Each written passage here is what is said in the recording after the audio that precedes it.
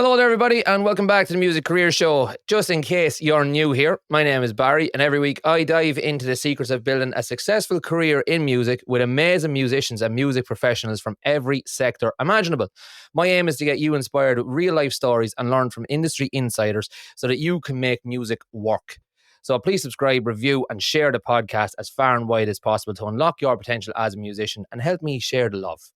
If you're perhaps a musician stuck in a 9-to-5 lifestyle, do not miss out on my free music career roadmap. This is a step-by-step guide of the exact steps that I took to build my business and make music work for me. And you'll find that in the description of this episode, or you can head over to onelabmusic.com/roadmap. Now that we've gotten all the housekeeping out of the way, on this week's episode, I have got my first ever drummer. Out of 30-odd episodes, I have never, ever had when I say just a drummer, not just a drummer, but a drummer whose sole instrument is drums.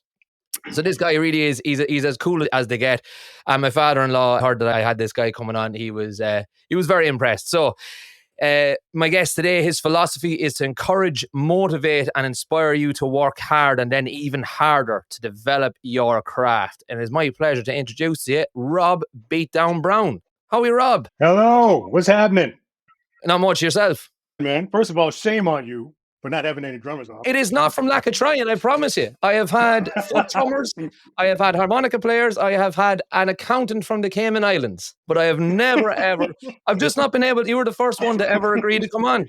Well, I am honored to be the first one at the same time. So. But I'm honored that you were the first one, and thank you so much for coming on. I'm really looking forward to getting stuck in and having a chat with you today. But just in case, man. So before we start, just in case anyone hasn't heard of you just yet, why don't you introduce yourself and tell us what it is that you do? Yeah, well, my name's Rob Brown. Everybody calls me Beatdown. I have a YouTube channel, and I go up there and I just nerd out on drum stuff, and been playing now for probably almost years, I guess. And I just decided, it was a cool outlet to just share everything I knew about playing the drums. And then it eventually just took off and it became this thing. So it's cool. Excellent. I love so much talking to people that are in your position, that are like kind of full-time YouTubers and stuff, because I always talk about it on the podcast that this job didn't exist 10 years ago. It just simply didn't exist. And I love speaking to how people have done it. So we're definitely going to get into all of that. Cool. But as I always say, let's rewind a little bit. Rob, where did music all start for you? Well, let's see. How far back do you want to go? How far back are you going to take us, my man? Well, as far as the drums go, I started playing when I was 17. All right. Quite late to the game. Yeah. I mean, that's considered pretty late in the game. Yeah. I think I always had a knack. For it. Yeah. Because it never felt like the first time I sat around a set of drums, like it never felt weird to me. Oh, okay. You know what I mean? Like it wasn't like picking up a blend and trying to work that out. It was comfortable right from the start. And I suppose I just had kind of a natural sort of knack for it. So, I just sort of stayed on that track, stayed self-taught. Like I never really took any lessons or went to school or anything. Right. And it just, it came from that. Like I'm a big fan of music, listened to a lot of it, and eventually just started trying to play it. And that's how I learned how to play. Very good. So I assume that back in the day, you didn't have the luxury of YouTube I didn't even have the luxury of YouTube really when I was learning, and I'm self-taught as well. So how did you self-teach back in the day? How did you manage to get there? Well, I like to tell this story. My first set of drums was an imaginary kit. So it was 2 milk crates and a couple of pieces of cardboard sticks. Yes. And I would sit down in the basement and I would throw on a lot of my favorite albums. And I knew exactly how, like when you see my kit now on YouTube, that's pretty much exactly how my imaginary kit was set up. So where the cymbals are and everything else. And then, man, I would go down in the basement and I would sit on these 2 milk crates and I would put on like Police albums and big country albums and the Smiths and whatever else I was into at the time. And I would just air drum to these things and just kind of imagine hitting everything that I was hearing. And that's how I learned how to play, man. Just like, Level 42 and just a bunch of like all my favorite albums. I would throw them on and I'd be down there 2-3 hours without an actual drum kit playing along to this music. So by the time I got my real set of drums, I knew exactly how to set it up. And I just sort of carried on. That's really handy. That is so handy.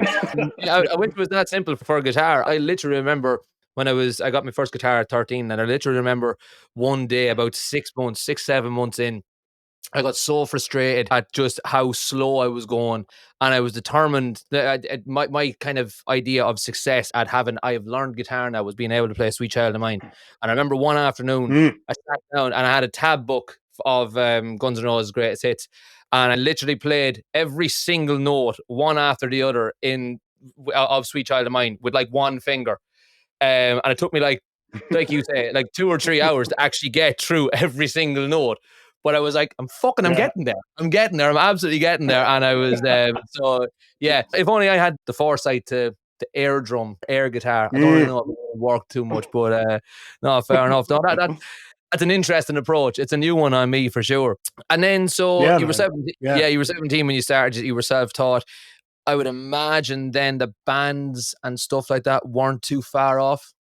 Not too far off, no. It's probably 3 years into it is when I actually started playing with people.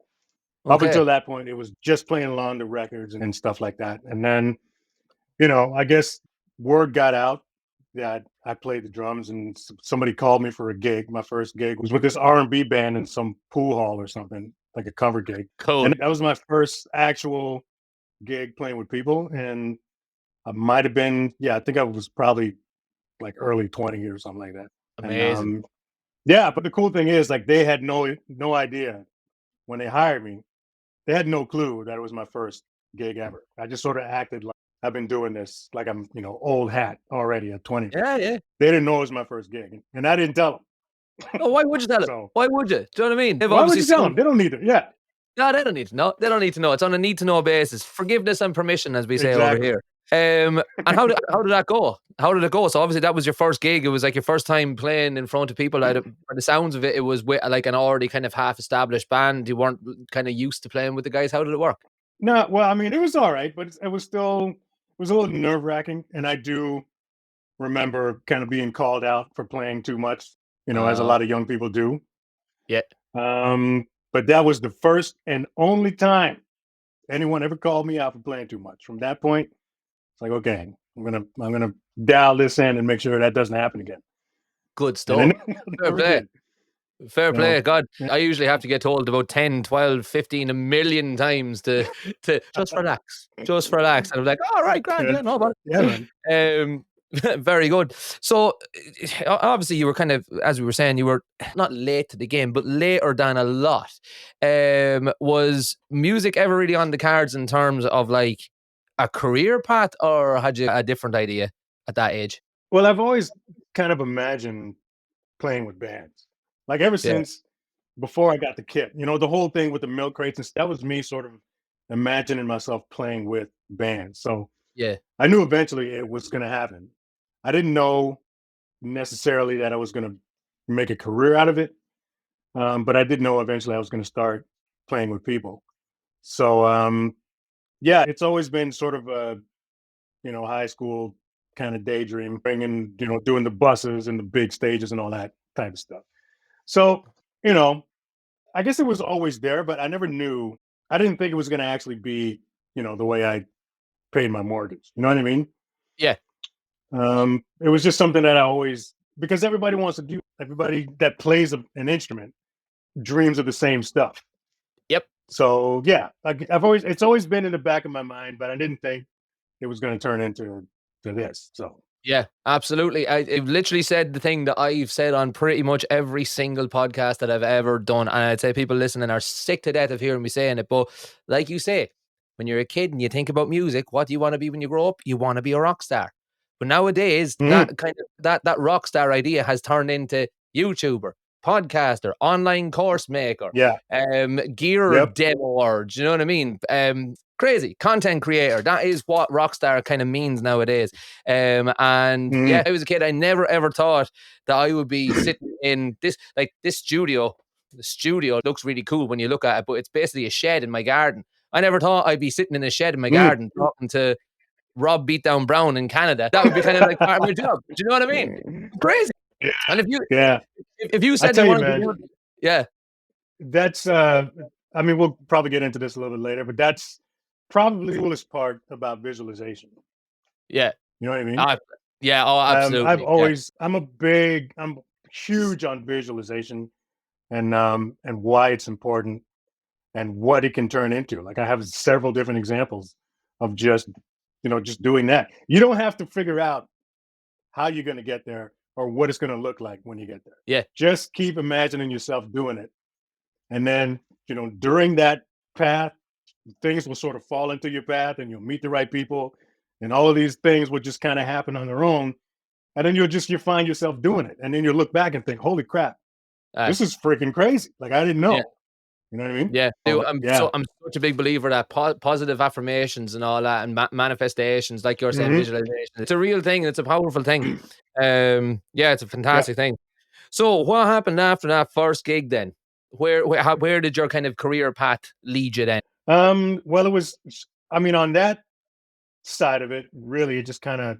I'm not gonna say it dried up, but like I wasn't playing like a ton of gigs after that one. Like I remember spending most of my time just practicing.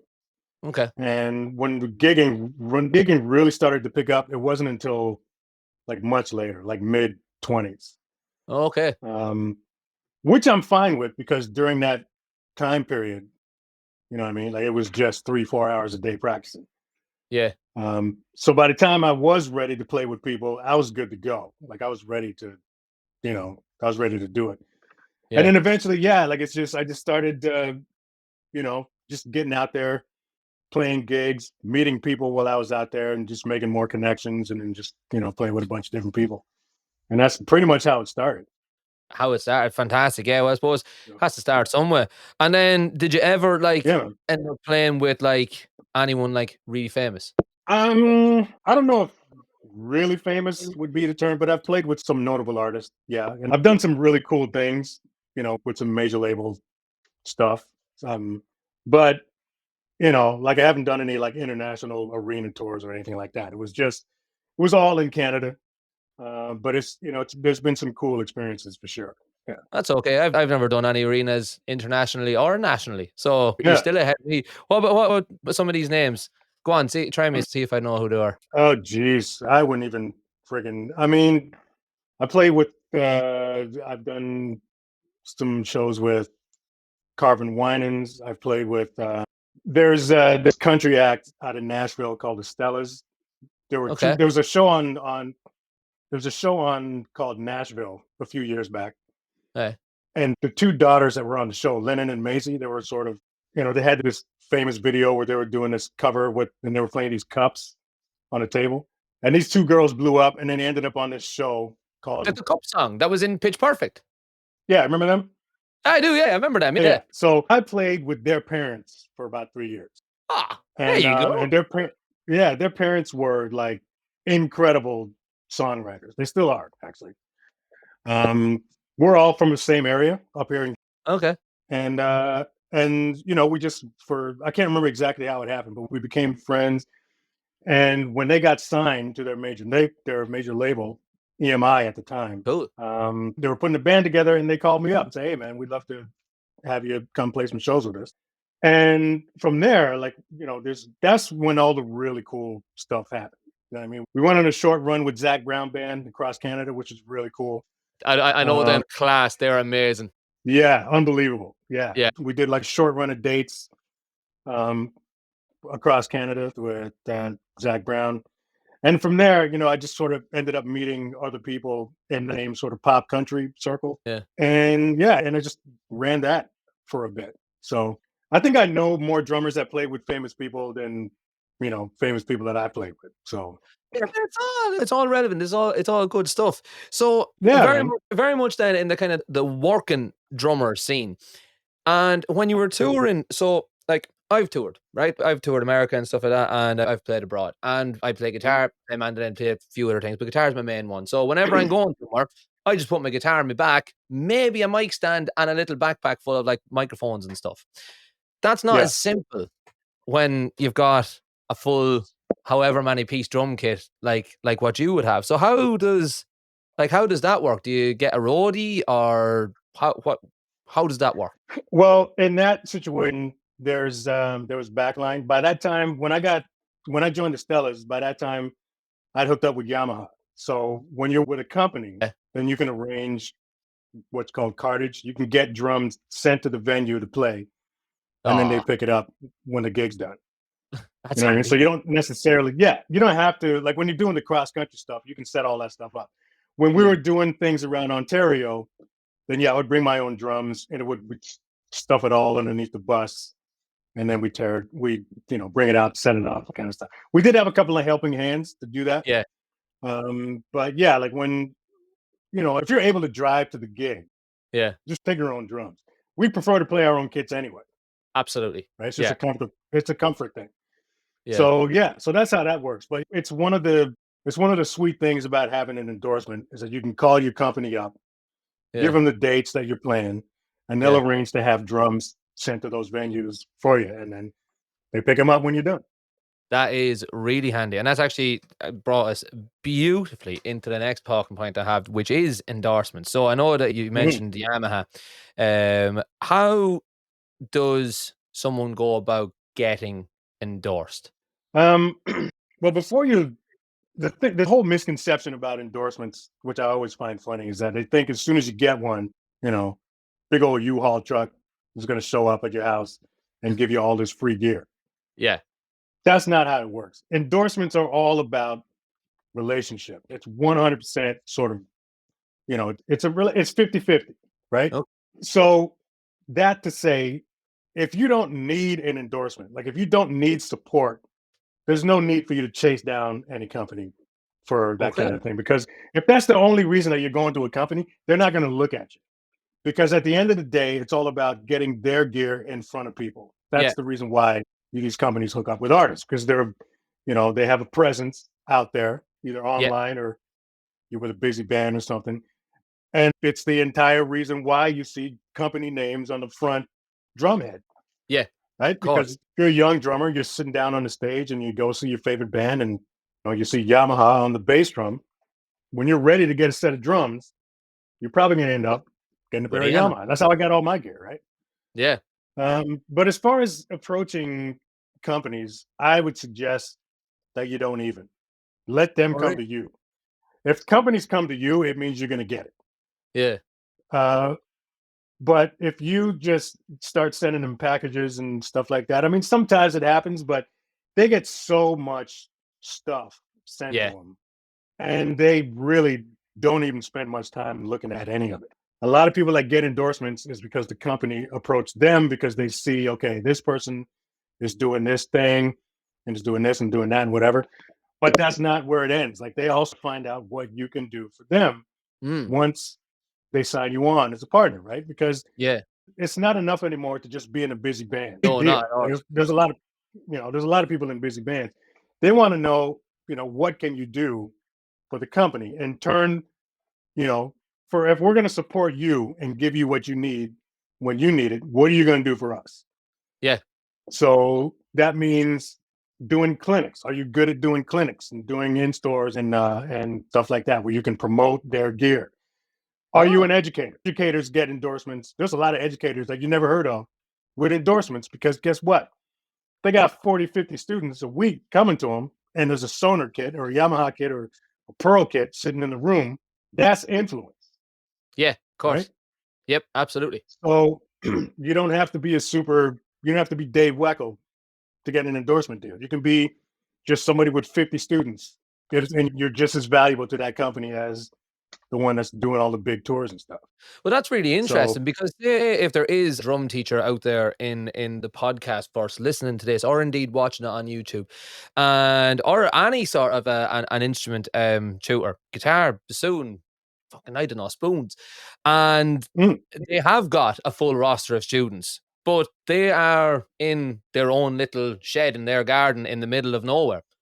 Is it worth then reaching yeah. out to the likes of Yamaha or Ludwig or Ibanez or whoever any of these other brands are and saying, "Listen, I've got X amount of students. What can we do for each Mhm. other?"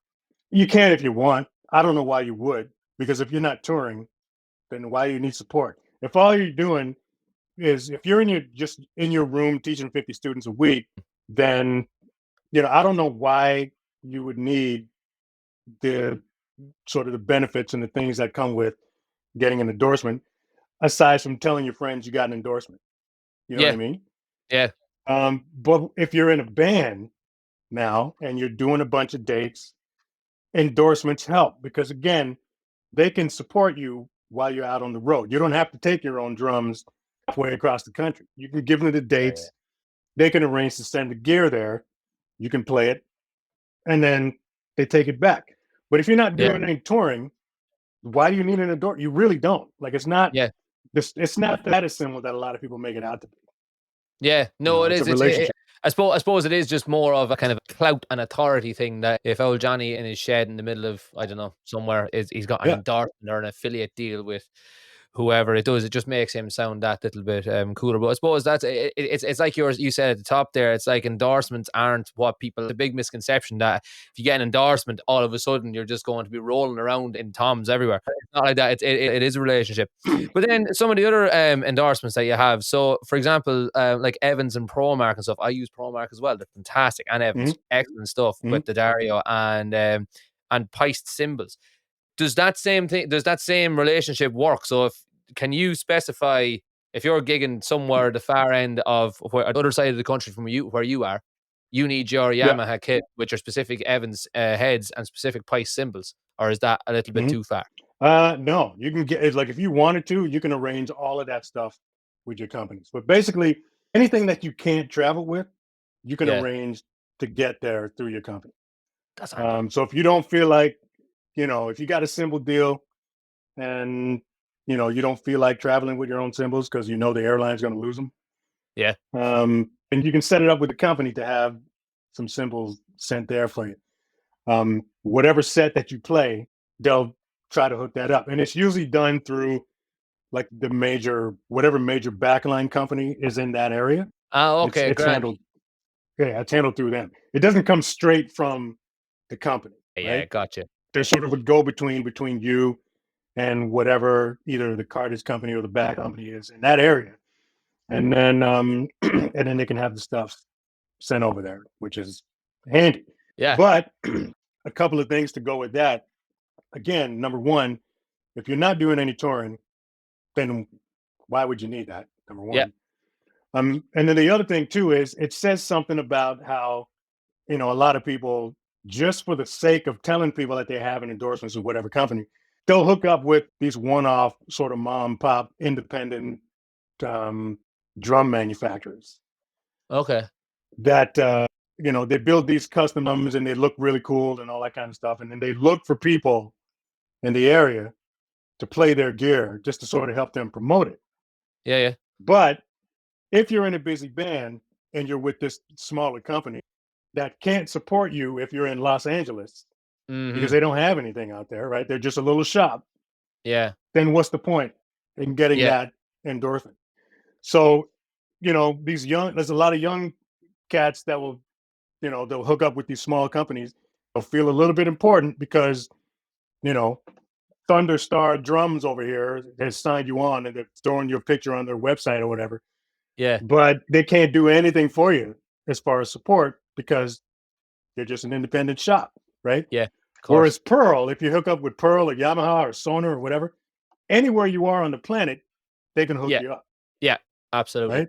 Yeah, So in that respect, endorsement deals with these smaller companies don't benefit you at all. Like it's just a way for them to get their good in front of people, which I'm not knocking the marketing. I mean, if it helps them yeah, get their name out, that's cool. But I'm just saying, as far as the support goes on, uh, a local or national or international level, they don't have the capacity to do that. So in that respect, those smaller deals are useless, really. Like they won't do yeah. anything for you. I get you. That's a really interesting take. It was something that I've never been involved in any sort of like endorsements or affiliates or anything along those lines. So it was always I Hmm. probably had that misconception as well. It was that, oh yeah, if I get endorsed by Ibanez, I'm gonna get a load of guitars thrown at me. That's gonna be great. I'm gonna have even more Yeah. guitars taking up all the space. You know what I mean? But no, it's Yeah. really interesting take on it. So let's talk about some of the albums that you did. Now I know that you did a drumless album, which I cannot praise you enough for. I think that's absolutely fantastic. Ever since starting teaching myself, I know that playing along to a drumless track or a guitarless track or a whatever-less track is the best way to learn, because kind of like what you were saying, that's how we all used to learn back in the day, was that we'd literally just kind of play along and try imagine what the song would sound like without our part in it, and we're filming that part. So was that like the inspiration for the drumless album, or what happened? It totally was, man. Like a lot of people that watch my channel, they know how big of a fan I am of playing along the music when you learn it. It's one of the best ways to learn how to play. Yeah. And it's even better if you're able to play along with songs that don't have any drums on them at all. Yeah, because you can do your own thing with it and get creative and come up with your own parts and all that type of stuff. Because when it comes to stuff like that, there's really no right or wrong way to play them. When you're playing along with a song from one of your favorite bands, you want to learn all the licks and all the same fills and all the same grooves and stuff. But there's value to making up your own parts and your own fills and stuff like that. Because when you go to play with people, depending on who you play with, parts are either going to be handed to you or you're going to work it out in a jam session or whatever, what parts to play here, what parts to play there. So, it's just, it all helps with you building your vocabulary when you're able to along with songs with no drums on them. So you can do your own thing with it. Yeah, that's a great way of putting it, building up your vocabulary. It seems to be there seems to be a bit of a trend on like TikTok that I see popping up every now and then, where it's like the question is, oh, so you think drummers don't control the groove of the song or the tempo or the pace or something along those lines, some sort of language like that. And then they'll have one song played in like 8 different styles, and every single beat, like it could be a metal beat over Eagles or something like that, and it works. It really works. If you're able to put the beats into the right parts of the bar, there's no stopping you. Like, so for the drumless album then, do you play any other instruments, or did you have to like hire other musicians in to play those instruments or to write those parts, or how did it work? No, those 2 albums that I got available, I did them all up here in my office studio with a little MIDI keyboard, not a MIDI, but a little USB keyboard, and I did it in Logic. And they were just sort of ideas that I had for drummers of any level to play along with. So to answer your question, I can work my way around a keyboard. Like I've never hired myself out as a keyboardist. But I'm familiar with it and I can get my way around it and I can get what's in my head out onto the keys. Fantastic. So I was able to, I did all of those songs on the album over the stretch of maybe 4 weeks or so, 4 or 5 weeks. And I did it all up here and just sort of said, okay, let's, what can we do that, even a beginner that can only just go boom bap can still play along with in the beginning. And that's it. Like there are other, play along albums out there that have real musicians on them that I'm kind of jealous of. But I think the stuff that I put out still helps people. Yeah, 100%. So, I'm not, I didn't have the budget to hire real musicians and work out arrangements and all that sort of kind of stuff. So let me just do it all here, do what I know, put it out there. But it's the law of diminishing returns. Just because you say you had a budget of £100, for example, to go and buy your USB keyboard, that's what you had the budget for, as opposed to someone that has £10,000 to hire a band. Does that mean that the album that they produce is going to be 1,000 times better than yours just because they spend 1,000 times the budget? Not necessarily. Exactly. Not necessarily. Not necessarily. In fact, probably not at all. It's probably going to be, some people are going to like your one more than the band one. Some people are going to like the band one more than your one. Most people probably wouldn't even know the difference between if it was real instruments or MIDI instruments, because I use Logic as well myself, and it's fantastic, and the sounds on that are just, it's like we were saying, killer. 10, 15 years ago, or maybe 20 years ago, we'll say, when I was growing up anyway, that just wasn't a thing. That's amazing. No. That's amazing. No. What a time to be alive. But anyway, speaking of things that weren't around and what a time to be alive, YouTube. So what? So obviously you've got a massive following on YouTube. Where did that all start? Well, my channel has been up since 2006, which I believe is when YouTube started. Yeah, that's so my channel has been up since. Yeah, it's been up like since the very beginning. So I've always kind of been putting stuff up there, but just for the sake of, you know, every once in a while, whenever I felt like it, I would just pop up a video. Yeah. So um, over the stretch of, the next 10 years or so, every once in a while, I just throw up a video because outside of that, I had a full-time job and I was gigging outside of that as well. So I wasn't devoting like a ton of time to it. Yeah. So leading up to, when I had left my full-time job, I used to work in a music store. All right. And when I left that job to pursue music full-time, it was to play with the band that we were talking about before, the Stellas. Yeah. Because some good things were happening with that band and potential was there. So I said, you know what? I talked to my wife and like, you know what, we can afford, let's see if I can just go to part-time now for a little bit, make up the extra dough with what I'm doing outside of that. And then eventually I'll just leave altogether and pursue this whole thing full time.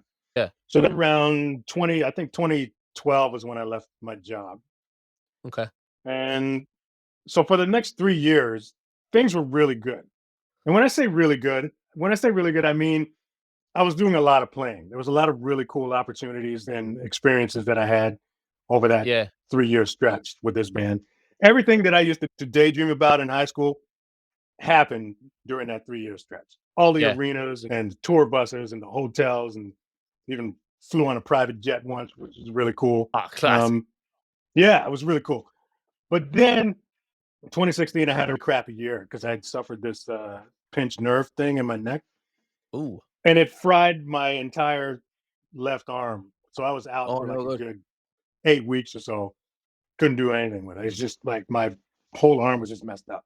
So it was during that time I was sort of rethinking things and like, because this is really like, am I going to have to get a job now? Because this is really like, I can't keep going like this. Yeah. So it was during that time I took a look at my channel because by the time that hit, YouTube had become much more of a machine and people were starting to monetize videos and they started making money on YouTube. So I remember I went into my analytics and I looked at my channel and I saw that I made like $15 and I freaked out. I thought, I just made $15 making videos in my house. This is the coolest thing ever. Yeah. So it was during that time I decided, okay, instead of going to get a real job, let me see if I devote 100% of my time into this channel, I think I can turn it into something. So I went out and invested in a camera and I just started making like a video a week. Yeah. Nonstop. And then, I got I think I was using iMovie or something to make my first batch of videos. And then long story short, over the next 3 years or so, I just saw my audience growing. Like people were really connecting with these videos. Yeah. And by the time like 2019 hit, I think I had like 50,000 subscribers or something like that. And then once I hit 50,000, it went bananas from there. Wow. Just took off. And then all of a sudden it just turned into this full-time job. And it's been my full-time job ever since. So that's amazing. How long did it take you then? Kind of from so 2016, you said you'd 15 quid from your completely passively that you weren't aware of, and you decided I'm going to go all in. How long did it take you to actually get to a point where you were comfortable sustaining yourself on this? I'd say by the time I hit, I think the end of 2019. By the time I hit the end of 2019, I was making more than I was making at my full-time job. And that's when I knew, okay, this is it. Yeah. And then it just kept growing from there. Yeah. There's no way that I would have been able to make the same income if I got the job that I wanted, which was touring musician.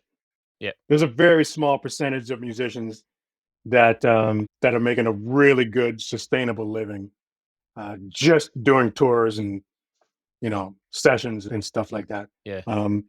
But the trade-off is they're never home. You got to keep it up. It's like spinning plates, right? Yeah. You got to keep the gigs coming. So when the pandemic hit, that's when it really sort of hit me. And it's like, okay, I'm glad I didn't get the job I wanted because I would have been sitting for 2 years not doing anything. Yeah, like us, like me. Yeah, not fun. But not fun at all. 2 of my best financial years were those pandemic years. Yeah. It never affected my income because more people were home watching videos. Yep. So more people had time to actually invest in in themselves. They had more actual money to invest in learning because they weren't going out at the weekend. They were saving. I remember all this. I had just 2 weeks before lockdown, I took a job. I left my full-time job and took a job as a guitar teacher, going just as a mobile guitar teacher, going around to students' houses. 2 weeks later, we were in lockdown and we had to figure out how to teach guitar over FaceTime.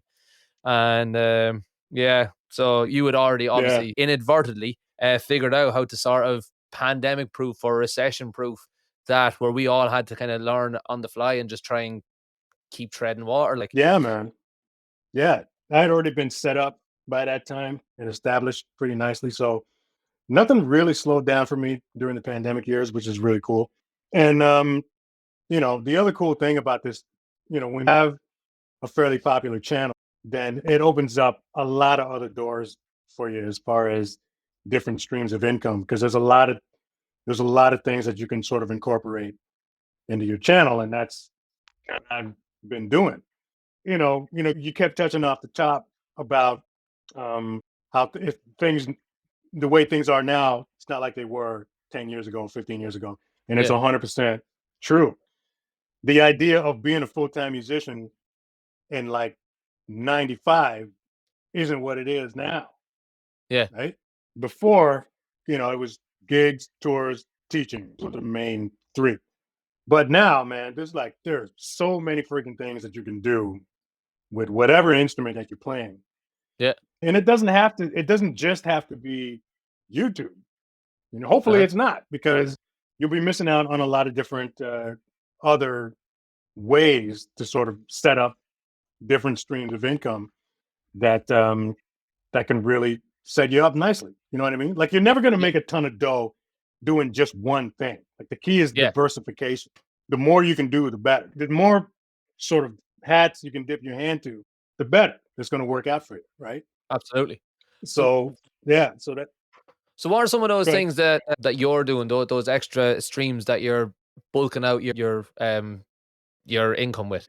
Well, there's, aside from the revenue I get from YouTube, there's also partnership and affiliate marketing, which is cool. Yep. The thing is, like, when you become pretty attractive to companies once you have an established channel, because you're literally your own TV channel. Yeah, of course. Yeah. Which means people are going to want to advertise their stuff on your channel. Yeah. So that's why a lot of people that you follow, not just drummers, but other, if there's other people that you follow, when you see them start doing sponsored videos and gear reviews and stuff like that, that's all. Those are all different streams of income, man. Don't slam them for doing that. Don't call them sellouts or whatever. They're just growing. Opportunities are coming and they're taking advantage of them. That's the whole point of this entire thing, right? Yeah. So outside of the YouTube channel, I do affiliate marketing with Sweetwater, with Tommen in Europe. Yeah. There's a few other companies that I'm partnering up with. I'm a partner with Drumeo now, which happened a couple of years ago, which is great. Yeah. So there's that side. I also sell music, like music downloads, the 2 albums you were talking about before. Yeah. I do that. I got into merch a few years ago, which is a big part of my channel. So there's that. Yeah. And then there's the gigging. I still gig occasionally. So there's that income as well. But the cool thing, man, 2 cool things that I want to mention about my channel. Number one, before, when we were talking about endorsements, when I was gigging full time and I was with Ellis and stuff, I was out there a lot and was doing a lot of playing. I had the Yamaha deal by the time that happened. Yeah. All of the other ones that I got didn't happen until I got the channel. Oh, wow. So more opportunities came my way after I had an established YouTube channel. Then that's when Paiste reached out, and that's when I hooked up with the Dario. That's how the Evans thing happened, Promark, all of that type of stuff. Yeah, all of those came as a result of the channel. So that's just, it's just another example of, you don't just have to be in a busy band to get an endorsement deal. Like, you can be doing other stuff that other companies will see value in, and that's how you become attractive to these other companies. So, of course, yeah. Yeah. And then the other thing that I wanted to mention about my channel is that as far as my income goes, my overall income, like I didn't really start to make a good, sustainable full-time income until I put gigging way down on the priority list, like Okay. way down. Um, and that's not to say like if you're pursuing doing the session thing or being in a band or whatever, do that because it's going to be the coolest job you'll ever have in your entire life. Yeah. But don't just rely on that. You got to sit down and you got to think about what other things can you do related to the drums or to whatever other instrument that you're doing.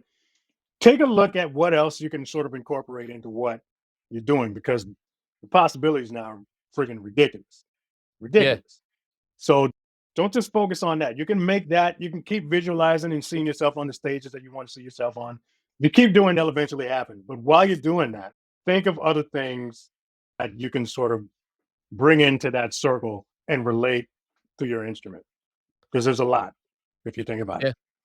Very good. I love that. That's one of the things that I'm quite big on in my coaching thing with other musicians is that there are so many ways to monetize what you're doing nowadays that it doesn't just have to be Mhm. gig. Gigging is probably the least lucrative because you literally are Oh my trading gosh, yeah. time for money, and which is crazy when you think about how Mhm. much one musician can charge for a big event like a wedding or something like that, and you're like, oh Christ, that's a huge amount of money to get in your hand at one time. But you've worked so hard. You've learned the set list. You've gone to the venue. You've packed up the car or the van. You've unloaded the car or the van. So you've done like a full week's worth of work in one day, and you're just literally trading time for money. Whereas you could have spent that time doing something like what you're doing and have all these different kind of have it grow arms and legs like that. So Yeah, man. in the same sort of vein. So then if you're devoting most of your time to the YouTube channel, then how much time on the weekly is that? I work as far as physical hours, I work 2 days a week. So I shoot on Tuesdays. Uh, Tuesdays is full day. I start around 2 o'clock and then I'm probably editing till maybe midnight by the time that's all done. So that's a full 8 to 10 hour day usually. yeah, And then like half day Wednesday is spent finishing up the video and then, you know, getting it all ready for YouTube and marketing and all that kind of stuff. yeah, Um, and premiere once it's been uploaded. So just taking advantage of all your different social media platforms.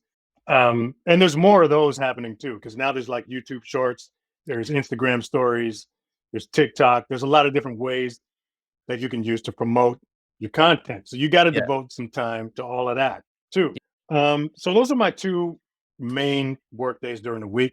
Usually it's Tuesdays and Wednesdays. And then for the most part, the rest of my week, as far as physical hours, is free. So yeah, I can do, if any gigs come my way, I can easily shuffle things around, if I need to, and still keep the ball rolling without a problem. yeah, Um, but it's funny because, times, because I'd have these conversations with my wife about it, and she would have to remind me sometimes of just how much work goes into what I'm doing. Because when I say like I only work 2 days a week, it doesn't mean that for the rest of the week I'm just sort of, you know, throwing my feet up and sipping beers and whatever. But at one point, man, there was one point where I think it was probably like a Thursday afternoon, 2 o'clock, and I was just sitting on the patio chilling. yeah, And I'm like, should I be doing something right now? Like I yeah, got all this free time. I don't know what I'm gonna do. So I started to feel sort of not really guilty, but I'm just like, maybe I should be, you know, doing more stuff.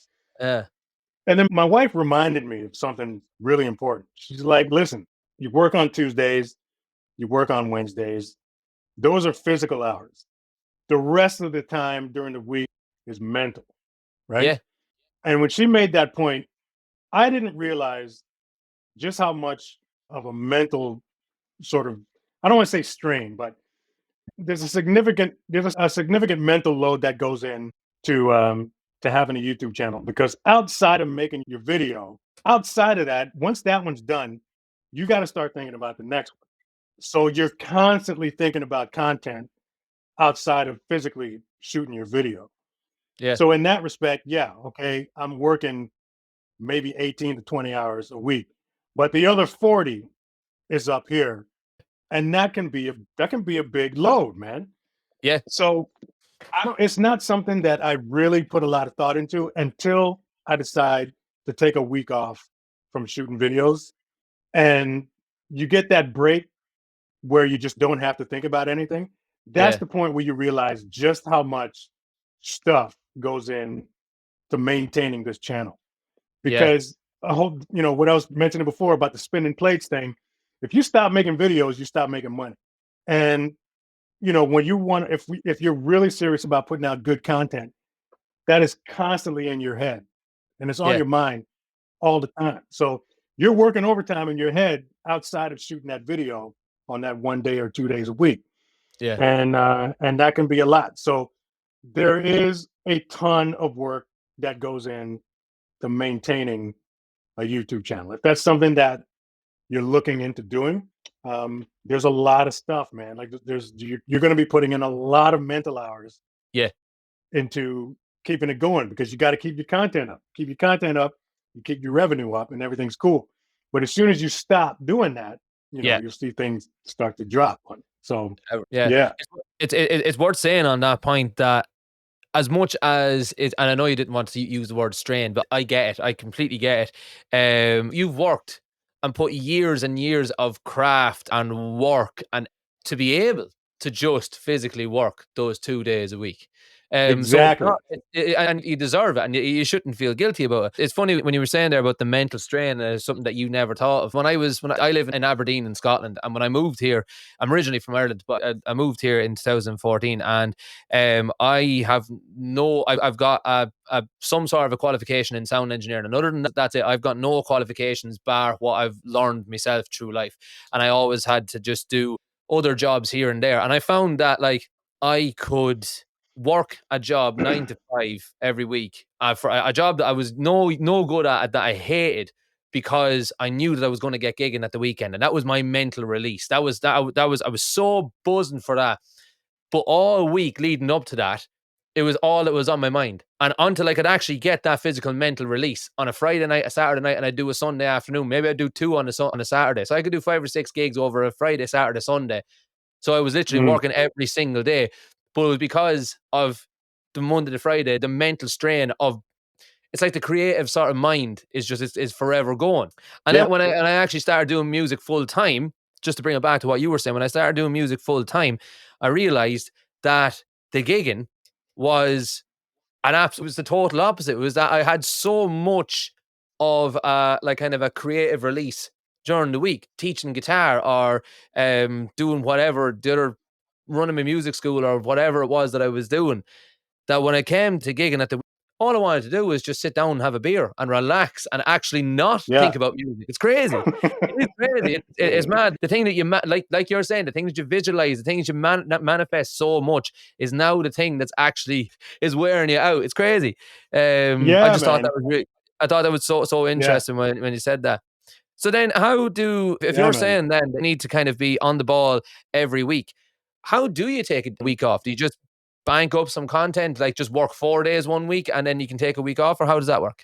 Um, it's a lot of times it happens that way. Yeah, like you can sort of set up. You can have some content in the can and schedule it to come out during your week off, which is great to do. Of course. Um, the strain sometimes can be coming up with content because the thing with YouTube is that it's so unpredictable. And one thing that I had to learn is that just because you have one hit video doesn't mean your next one is going to perform the same way, Of course. right? Mm. You throw up a video and it gets 100,000 views in a month. You're like, holy crap, this is killing. All I got to do is come up with 3 more like this and I'm all set. Yeah. No, you could have one go up and in the first week you get 60,000 views. And then one, during the first 3 days might only get 5 or 6,000. Yeah.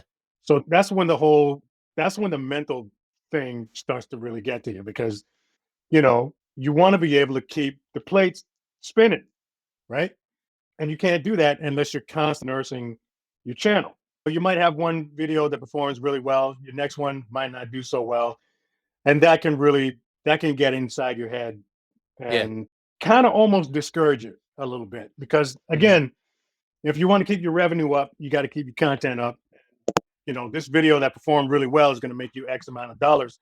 Whereas the next one is like, okay, So now what happens is you're sitting there, you're trying to figure out what worked with this video and how can I do that again with this video? And that can really get to your head, man. So, you know, you really have to sort of, you can't think about that. The only thing that you really have to think about is just putting out just good, consistent, quality content, and don't worry about how well it's going to perform, how it's not going to, because you can't, there's no way of predicting that. I don't care what kind of topic you think you can come up with that you think is going to be a hit. You just don't know until you put Yeah. it out and people respond to it.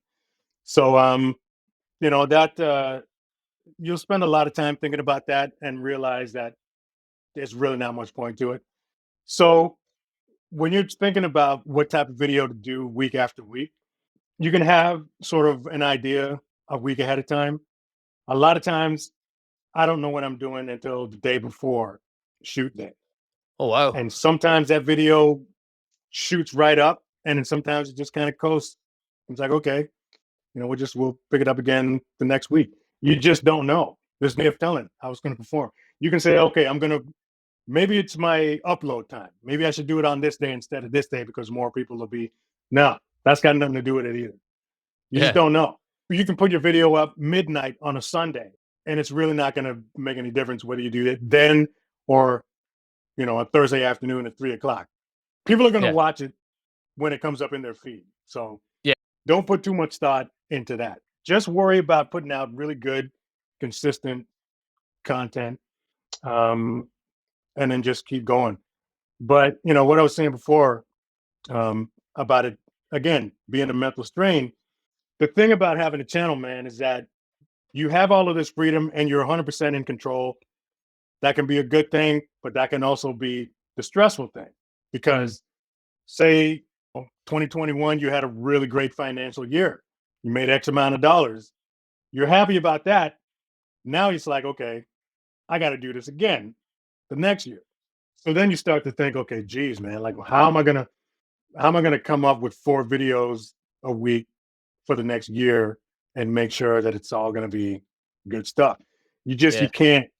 Don't put that on yourself, man. Just go. Just think.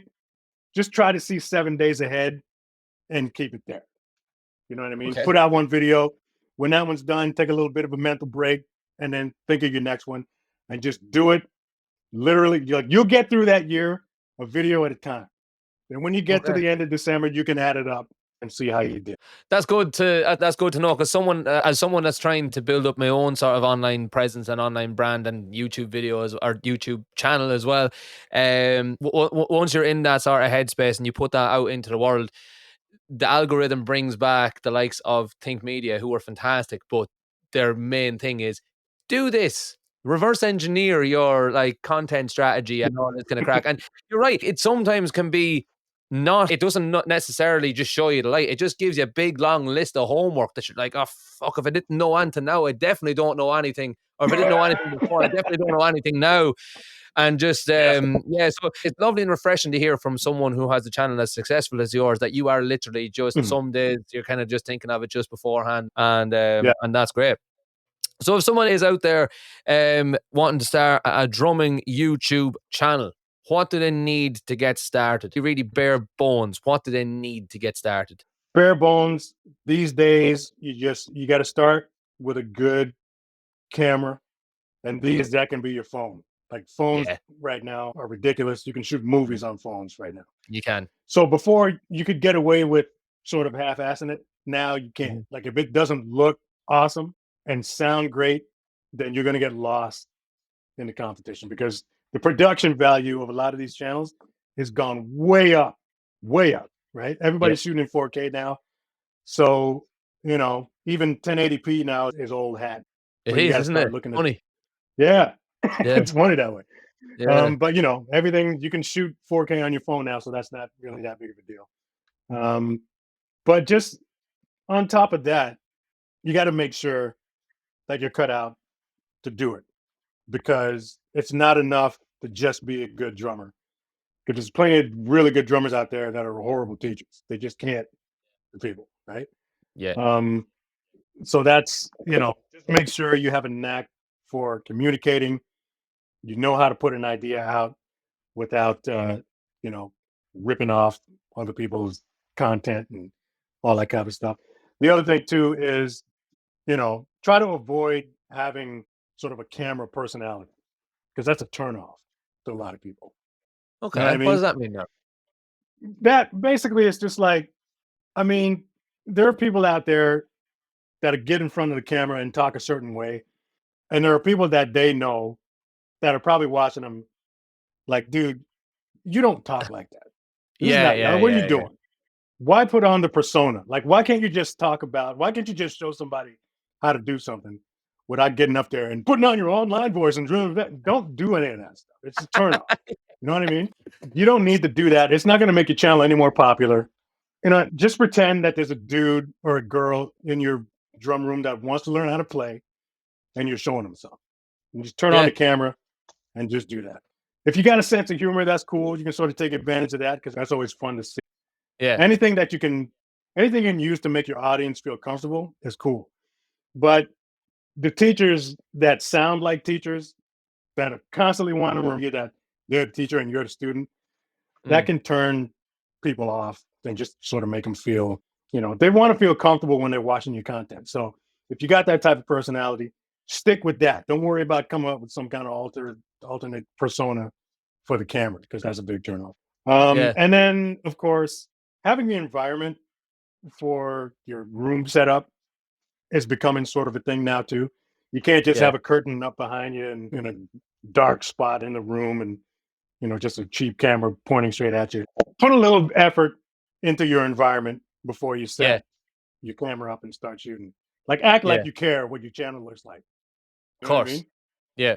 Yeah, So yeah, just put some thought into what your channel is going to look like and make sure your audio is good.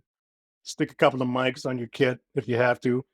If you're going to be serious about this, then don't shy away from investing money in some decent equipment before you get started. Because, like I was saying before, now you sort of have to. Bar has been raised pretty high, yeah, and the popular channels that you're watching right now look and sound really good. yeah, So, do your research, find out what kind of gear you need to make sure that happens. Make sure your content matches your quality yeah. visually, and then just start pumping them out one per week. The field is huge out here, but there's an audience for everybody. Cool. I love that. Yeah, Um, yeah, yeah, I think that's really good, solid advice. A lot of people, I ask them, "Oh, just start on your phone." That's really good, and I think that's very worthwhile and relevant advice. But the whole mental side of things, make sure you're up to it. I think that's probably more important to know that you do need to commit to it. You do need to be consistent. So make sure you're up yeah, to it. definitely. Yeah, I love it. Yeah, yeah, yeah. So, Um, yeah, just to follow up with that whole thing, you know, the whole thing, it really just comes down to you putting out your best content. And the best way to ensure that you're putting out your best content is to make sure that you care about your audience more than you do your content. If you put your audience before your content, then you'll put out your best content. If all yeah, you're thinking about is putting out a hot video that you think is going to make, you know, 2 grand that month, then you're focusing on the dough, you're focusing on the revenue without caring about whether or not your audience picks it up or not. You know what I yeah, mean? of course. So yeah, I mean, I think I learned that from listening to one of my different podcasters. It might have been Tony Robbins or one of those people. I can't remember, but that's a valuable lesson, man. Like if you want to put out your best stuff, you got to care about the consumer more about product. If you put the consumer first, then you'll put out your best product. And that works. That's a winning Yeah. formula. So Yeah, there's a guy I listened to called Graham Cochran. He had a channel. He still does have a channel called The Recording Revolution. You may have come across him, and he has a thing yeah, yeah, called yeah. yeah, he's got a business model called the value circle, where if you give, I can't think of what it's like. You give more and then you receive, or give, over deliver and receive. I think is what the value circle is. So it sounds very similar to what you were saying. So the two coolest ways to support, like if you're a fan of my YouTube channel and you want extra support, you want to show some extra support. The two best ways Patreon you can do, or you can just pick up a piece of merch. Just go to robbrownapparel.com and just pick up a piece of merch. Get a hoodie, get a t-shirt, stuff like that. All of that just helps, just Yeah. keep the ball rolling for me. So, and I merch is love a big deal. Like I was excited to get into merch and start creating these cool things that drummers can wear to their rehearsals and gigs and backyard barbecues and stuff like that. So, yeah, cool. It was one yeah. thing I never thought of, and I can't remember who. It just all of a sudden overnight became a thing that every YouTube channel had merchandise, and I was like, this is just how I think. I'm gonna sound like I'm only 30, but I'm away to sound like I'm about 90. But kids nowadays, I really don't understand how much of how big of a thing YouTube is. I really don't think they Yeah. understand the impact it had No. once it did take off. Because I was like, see, when I saw a YouTube channel had merchandise, I was like, what do you mean you've got merchandise? You're making videos and putting them on the internet. What are you doing? Mm. Do you know what I mean? But like, that's 100% legitimate. That's how you do it nowadays. 100%, man. Like I said, when you have a YouTube channel, it's like a TV channel. YouTube is Yeah. like the new cable TV. You have your own TV channel, and you got to treat it that way, which means you got to start thinking about advertising and what kind of stuff you want to advertise on your channel. Start selling your own stuff on your channel. Like this is your outlet to reach people Yeah. all over the planet. Masses. Yeah. So Yeah. treat it that way. Yeah. You got to think beyond just popping up videos. Like, what else can you do with your channel? Like, take advantage of it. Yeah. Yeah, no, Yeah. kids nowadays, they really don't think they understand. I'm coming from the era where you had to write down, like, you couldn't save your game on the Sega. You just had to write down the code to get to that level the next time. Do you know what I mean? And Yeah. people nowadays, I saw a TikTok not long ago of a child, like 2 or 3 years old, and she was playing an old Game Boy Color. And she was like trying to make the screen bigger. I was like, oh, bless you there. So even me being in kind of like the generation that kind of saw YouTube take off, it still blows my mind how big it is. So it's massive, incomparable. man. It's so big. It's Yeah. incomparable for kids of the generations from after mine to understand just how big of a thing that is. But yeah. And look, what a time to be alive. I'm delighted that we have it. Yeah, man. Like once you get into it, like if it's something that you really want to do, number one, you got to commit. You got to make sure that you devote as much time as you can into building it up. Once you get into it, then you will really know. Like on the back end of YouTube, it is a massive machine, and there's a lot of dollars that goes into YouTube, and there's a lot of creators out here making really good money. It's a full-time career if you want it to be. Yeah. So, just treat it that way and you'll do all right. Amazing. Speaking of careers, Rob, what's next for you? What's on the cards? Are you working on anything just now? Not really, man. I'm just sort of keeping this thing up. Like I'm continuing to build relationships with different companies, and those relationships are growing. I'm really happy about my partnership with Drumeo. That's become a really cool thing. Yeah. And with Sweetwater and a few other companies that I'm really like just happy to be partnered up with. So it's just a matter of just plugging away at the channel, and I'm just going to keep building these relationships. And this is my thing now, man. This is what I do. I love the stage, and I'm still doing that. Like I don't ever want that to go away. I still like performing, but my full time now is just being in front of this camera. So I love it. Keep it keep it up. You're doing an amazing job. I love watching your videos, and I've learned so much from your videos. I've then went and passed on to some of my own drum students. So nice. Yeah. It's a wonderful thing. It's a wonderful thing. Before I let you go, Rob, let's jump into a quick fire round of just some, like I like to explain these as like icebreakers at the end, because let's just make sure the ice is good and broken. There's no musical relation. There's nothing music related really. It's just a bit of crack. So question number one. Let's ask you this one. So question number one: if you could live in any era, what would you choose and why? I would pack everything up and move back to the 90s. Oh, the 90s. Honestly. Why the 90s? I don't know, man. Like all of the best music came out in the 90s. All of the coolest everything came out of the night, right? X-Files, like all the best shows, Martin, like everything was wicked cool in the 90s. Okay. Everything. I would pack my stuff up and I would move back there. Like all of my favorite artists, were at their biggest, like Depeche Mode. I'm a big Depeche Mode fan. Hip hop was at its peak in the 90s. Like, it was just hands down. I would pack everything up, hop onto a bus, and drive back to the 90s and just get me a nice house and camp out for the rest of my life. Okay, fair enough. See, I was around during the 90s, but like just about. And all I remember of the 90s was like itchy jumpers that had ducks on them. So and having to write down the cheat codes of your Sega game. So yeah. And but yeah, okay, fair enough.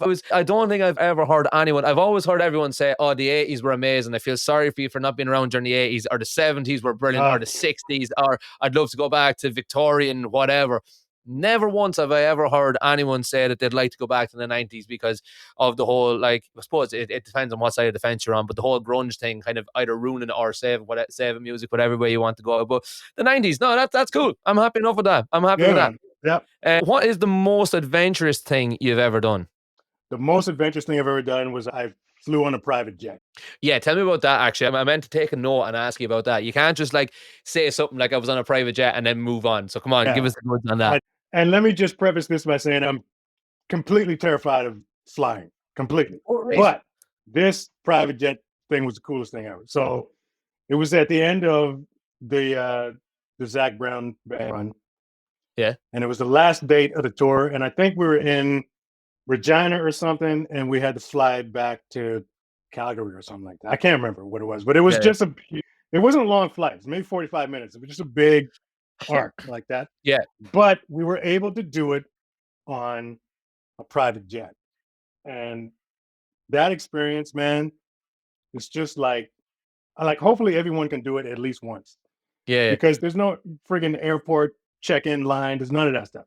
You walk straight onto the plane. Whole plane looks like a limo. And, you can rap with the pilot, which is cool. And you're just in this sort of like air friggin' Lamborghini. And the thing takes off, and it was the smoothest flight experience ever. And I'm like, holy crap, I'm in a private jet. This doesn't happen to a lot of people. No. And that was probably one of the, for what I can think of, because I'm not a skydiver or anything like that. That was the most exciting thing that ever happened to me. That was the coolest freaking experience ever. And I got pictures. Yeah, that's cool. Why were you on the private jet? How did it come about? We just it was after the last date. We did the last show on this particular tour, and we had to fly back to Calgary to pack up and go home. So I don't know. They just hooked it up and say, "You want to?" It just happened. I love that. It just happened. Say, "Hey, do you want to go on a jet?" I'm like, "Sure, let's go on a jet." Of course. Why? Fantastic. There's maybe like 12 seats on it or something like that. But man, it was so freaking cool doing that thing. All right, that's brilliant. I love that. Right, we'll do one more and we'll sign off. This is one that I've asked the past couple of guests, just because I think it's really funny. Now, I think I'm the only one that finds it as funny as I do, but that's okay. What celebrity would you like to fight? You don't even have to dislike them. You don't need to dislike them. They could be like your absolute hero, and you just want to go at them for a couple of rounds. You get the opportunity, because why not? Are we talking Street Fight or like with the gloves on? Whatever you want to do, my man. Whatever you want to do. Whatever makes the most sense. Whatever makes you happy. Okay. Yeah. I think fighting Eddie Murphy would be hilarious. I think I would spend more time laughing. I would spend more time laughing and dodging punches than swinging punches at him. You know what? My answer is going to be Eddie Murphy. That would be the most hilarious day of my life. That would be so. Getting in the boxing ring with Eddie Murphy, man. Yeah, that's the job. That's the job. And like you can customize your Eddie Murphy. So like for me, I would have Eddie Murphy in the red Michael Jackson suit, and he's on the like the skateboard that he's on in Trading Places. In that suit, and you're fighting him like that. I love it. That's fantastic. That would be cool. If he was still alive, I'd say Prince, because I think fighting Prince would be hilarious. But I'm going to say Eddie Murphy. But fighting Prince would be like kind of fighting a child, would it not? Like a good strong breeze would have blown him over. But how funny would that be, though? How funny would it be? He'd be in there. He'd be wearing heels and some nice slacks and all that kind of stuff. And he'd probably have these studded gloves on and everything. It'd be like that. Have you seen that film? Alone. I know. Have you seen that film, Once Upon a Time in Hollywood? No, I haven't actually.